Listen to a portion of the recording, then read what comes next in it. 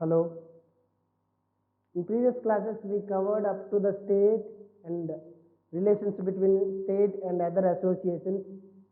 Whereas in today's class, we are going to discuss sovereignty, the important and the essential element of the state sovereignty. The introduction of sovereignty we will try to cover here, and meaning of sovereignty, definitions of sovereignty, aspects of sovereignty, features, different features of sovereignty also we will trying to cover, and kinds of sovereignty, as well as last but not least theories of sovereignty, like nothing but monistic theory and pluralistic theory. Let's go with the introduction. So you know very well, in the state concept we covered the sovereignty as fourth essential element. Fourth element of the state. The state have four essential elements: people, territory, government, sovereignty. Here the sovereignty is the fourth essential element. It is nothing but the life of the state. Without the sovereignty, no state is existed, because each and every state should require sovereignty as supreme power for commanding the people and associations which is in geographical area. So that's why the concept of sovereignty is the modern concept. Without this concept, no state is existed. So no state is survived. This modern concept of sovereignty firstly introduced by Jean Bodin. Jean Bodin. So Jean Bodin, he was from French. He was a French philosopher belonging to the 16th century. He used the term sovereignty in modern times. He was the first person who used the term sovereignty in modern times. He used this sovereignty term in his famous book, Six Books on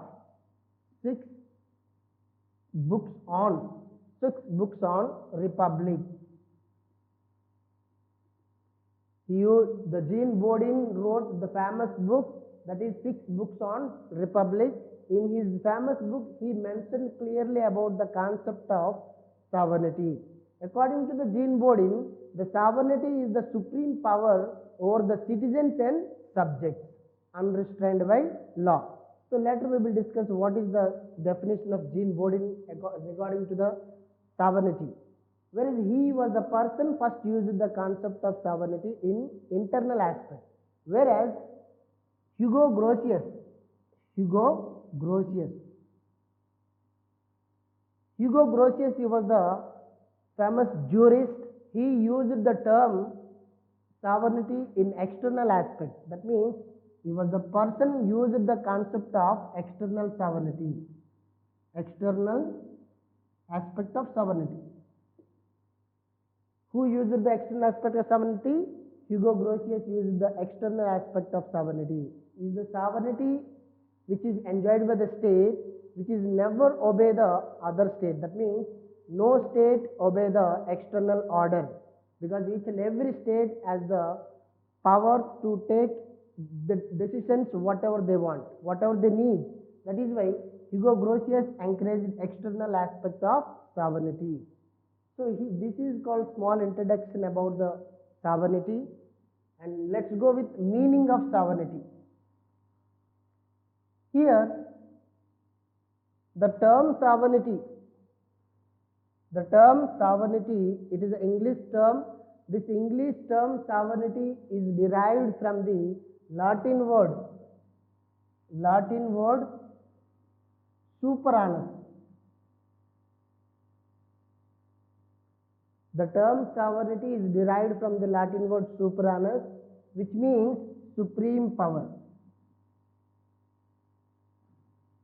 Supreme power. That means the sovereignty term derived from the Latin word superanus, which means supreme power. Hence the sovereignty means supreme power, apex power, ultimate power in the state. So the supreme power over the citizens and subjects, citizens and subjects. Subjects means associations and organizations. The sovereignty power of the state enjoyed on the citizens who resides in the territory and subjects who existed in the society or territory. That's why The meaning of sovereignty is nothing but supreme power. This power enjoyed by one person or group of the person. It is nothing considered. Whereas the power is existed or not, that is considered. Okay. So definitions. Let's go definitions. After the meaning of sovereignty, a supreme power, we will try to cover some of the definition. In examination point of view, we require some of the definitions of sovereignty also. You should mention definitions of sovereignty. So any two of them or any one of them you have to choose. Whereas there are so many definitions regarding to the sovereignty, but here we are going to cover two of the important definitions of sovereignty. Okay, let's go first. Very prominent definition. Here I mentioned clearly definitions of sovereignty. There are two definitions here I am mentioning. One is Jean Bodin definition. It's a very famous personality who introduced the concept of sovereignty. He defined very clearly about the sovereignty. Sovereignty is the supreme power over the citizens and subjects unrestrained by law. Sovereignty is the supreme power over the citizens and subjects unrestrained by law. What is the meaning of this definition? According to the Jean Bodin, sovereignty is the supreme power. Already you know the meaning of sovereignty. Sovereignty is the supreme power. On whom the sovereignty, supreme power enjoyed? On the citizens and the subjects, nothing but the organizations and associations existed in the country, in the territory, in the boundaries of the state. That type of supreme power do not restrained by law. It is unrestrained by law. That means supreme power never restricted by any law. It is above law. It is above law. So who said this definition? Jean Bodin. Jean Bodin defined very clear manner. Sovereignty is the supreme power over citizens and subjects unrestrained by law. Again I am explaining. This is the supreme power enjoyed by the person, group of the persons on the citizens of the country or state, and the organizations are nothing but the subjects of the country. This power unrestrained by law. That means law cannot restrain sovereignty power here. This is the Jean Bodin's definition. He was the person who introduced the term sovereignty in 16th century AD. Then one more definition, Willoughby. Willoughby, he mentioned very clear definition that was sovereignty is the supreme will of the state. Sovereignty is the supreme will of the state. Here he mentioned very simple definition. This is the will. That will is in supreme in nature. The will of the state is in supreme nature. That is called sovereignty, he said. Who said? Willoughby said. Willoughby said, the state have some wish and will objectives. That will is nothing but supreme in nature. Supreme means ultimate, final, apex in nature. Okay? So that is the Willoughby's definition. And so many are there. So many gave definitions, like Blackstone gave definition, and also Lord Acton also gave some definitions. So here the two are important definitions regarding to the sovereignty. Okay, let's go the features of sovereignty. Here I am clearly mentioning the features of sovereignty.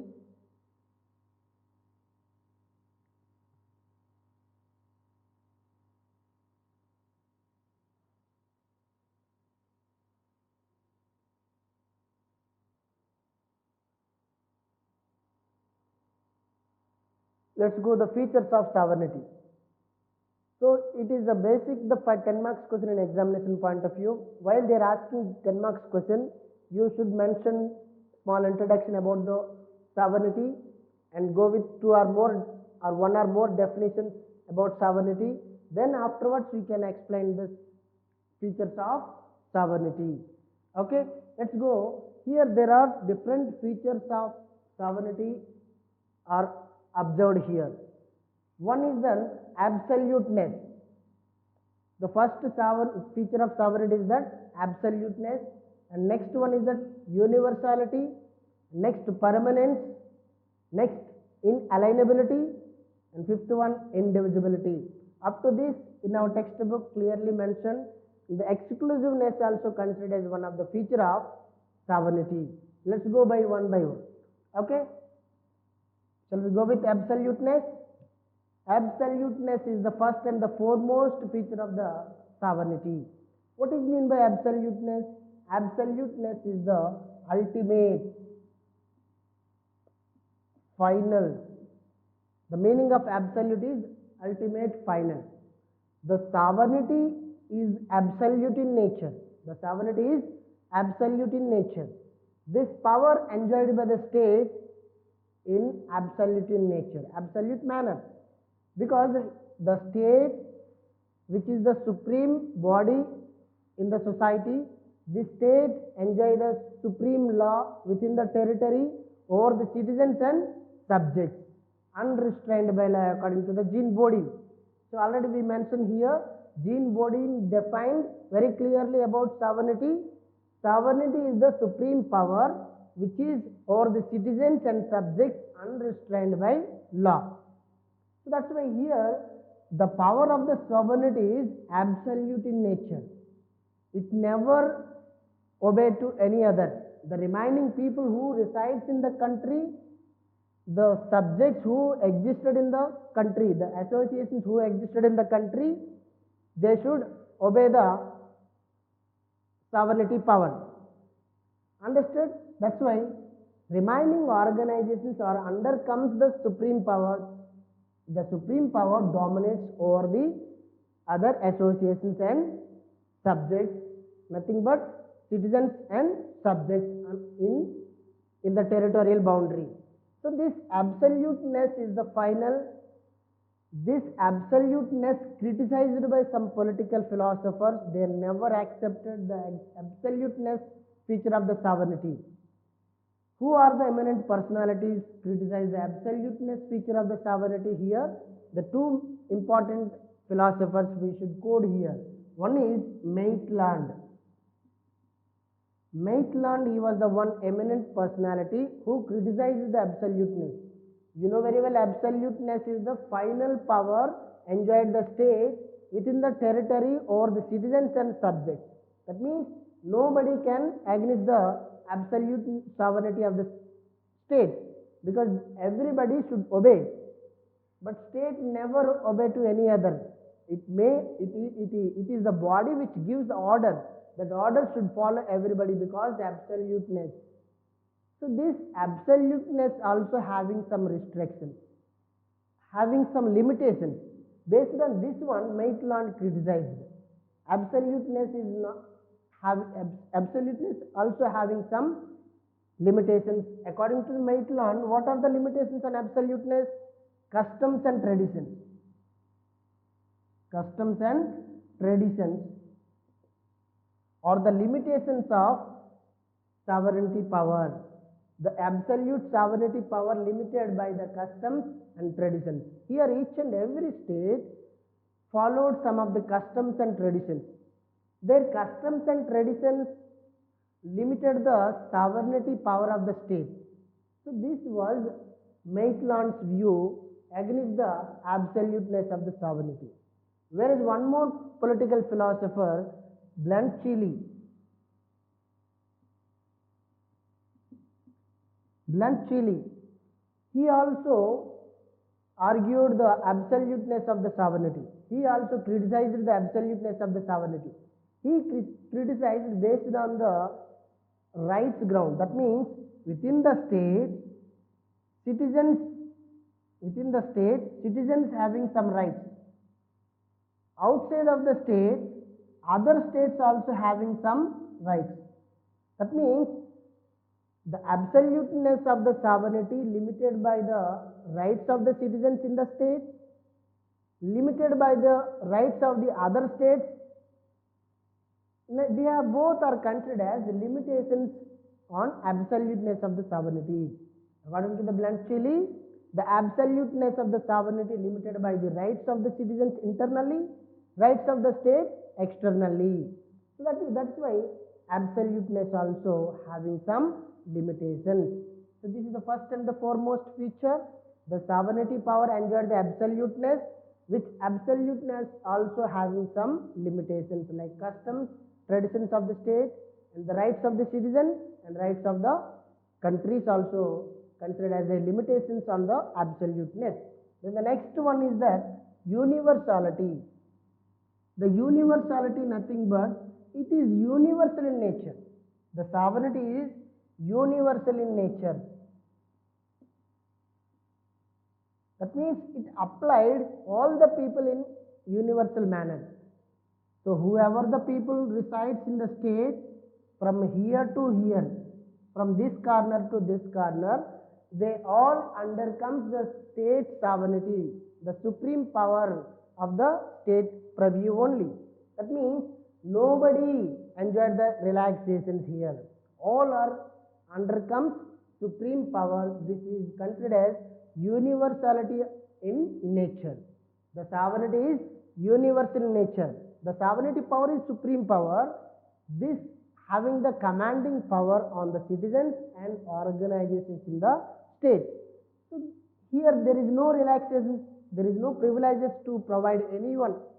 Whereas state has the power to provide some relaxations, some exemptions to some community of the people, nothing but the ambassadors. Ambassadors enjoy some relaxations which is provided by the state. At the same time, foreigners also enjoy some relaxations. Here, universality enjoyed by the state, no one can excuse from the sovereignty power, whereas some community of the people are excused. Some community of the people are enjoyed relaxations. So who are they? One is the community ambassadors who are foreigners, foreign ambassadors working for our country, and the foreigners who visited from abroad, they also enjoyed some relaxations from the state sovereignty supreme power. So this is the universality in nature. The next one is that permanency. The sovereignty power is permanent in nature. Permanent in nature. Permanent in nature. Permanence means the sovereignty is permanent in nature. Here very clear, the state having four essential elements. Out of them, sovereignty is the very powerful and it is like life of the state. Without the sovereignty, we cannot imagine the state. So we cannot imagine without the sovereignty. That's why sovereignty is permanent. We are unable to separate. Sometimes government may change, whereas sovereignty remains same. The governments may change by the revolutions, by the elections, whereas state remains same. That's why it is a permanent in nature. For example, if any abroad country attacked on our country or any other state, the sovereignty temporarily changed from one area to another area, but permanently it was remains with state. So that is a permanent in nature. Garner clearly mentioned here the sovereignty shifted from one area to another area. It is in temporary way only, whereas the sovereignty always remains permanent. When an external aggression is over and war happened, the sovereignty was changed from one country to another country in temporary basis. It was lifted from one area to another area in temporary way according to the Garner. He was a famous political philosopher. So whereas here, clearly one note we should mention, the people of England mentioned one statement when the king was died, when the king was expired, they mentioned clearly, king was died, king was dead, whereas long live king. King was died, long live king. Usually the England people say this statement, king was died. Long live the king. King was died, long live the king. So what is the meaning of this statement? So here the first king is that he was the person of the kingdom. He was expired. He may expire. Whereas the long live the king. Here the king is nothing but kingdom. That means state. King may change, but kingdom never change. It is remain permanent in nature. So who used this statement? English people usually used this statement when the king was expired. King was died. Long live the king. Here the king was died means the ruler of the kingdom expired, whereas the long live the kingdom. Long live the kingdom. This is the statement. That means sovereignty power never change. It is remain permanent. Rulers may change, government may change, but sovereignty power remain permanent in nature. That is called permanence. And the next one, inalienability. The next feature of sovereignty is that inalienability. What is meant by inalienability? Inalienability means cannot be transferred, cannot be transformed, cannot be transferred. Inalienability means cannot be transferred. That means sovereignty powers cannot be transferred from one state to another state, from one part of the state to another part of the state. The sovereignty supreme power enjoyed by the state itself. It cannot be separated between the two states, between the two organizations in the state. It cannot be transferred from here to here, from here to here. So this is called inalienability. So sovereignty cannot be transformed, cannot be shared with any other. The state only enjoyed the sovereignty power. The person of the state or group of the people doesn't matter here. The state alone enjoyed the sovereignty power. It cannot be transformed, transferred from one area to another area, one place to another place, one association to another association. Okay.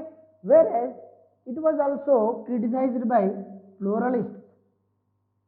Here the sovereignty power enjoyed by one person of the one state is a monistic one, whereas the pluralist one, sovereignty, if the sovereignty cannot be transferred, what about remaining associations?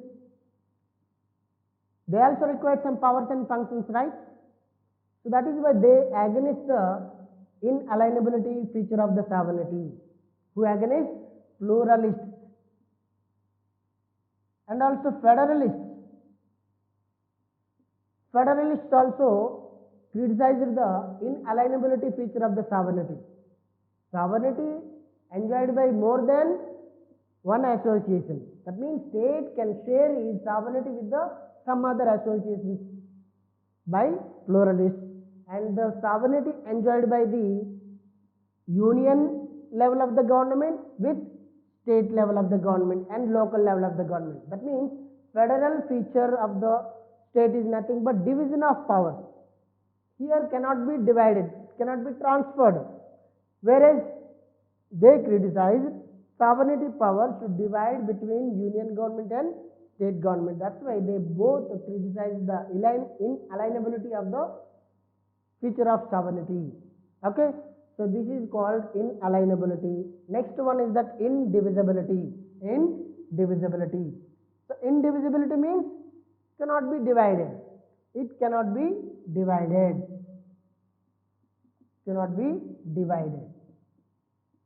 Sovereignty cannot be divided. Already you know, inalienability, it unable to transfer from one place to another place, one organization to another organization. Like this indivisibility, it cannot be divided, it cannot be shared. The only one enjoyed the power. Do not share between the two persons, two associations, two levels of the government. It cannot be divided. If it is divided, sovereignty may expire. That's why sovereignty never divides among the groups or between the two persons or the group of the persons. It cannot be divided. Indivisibility, nothing but cannot be divided. One person or the group of the person enjoyed the sovereignty, whereas sovereignty cannot be divided was criticized by, that means indivisibility criticized by pluralists also. Okay, they also criticized, like especially Garner criticized this concept of the sovereignty, indivisibility. So this is why uh, indivisibility criticized by some other pluralists and federalists. Last, finally, exclusiveness. Exclusiveness is nothing but the sovereignty exclusively enjoyed by whom? State. Exclusiveness of the sovereignty enjoyed by the state itself. No other associations enjoyed the sovereignty. Already we discussed in the state concept, because state was differentiated among the other associations with the concept of sovereignty, with the feature of sovereignty only. So without this feature, state also treated equally with other associations. So that's why sovereignty is differentiated state with other associations.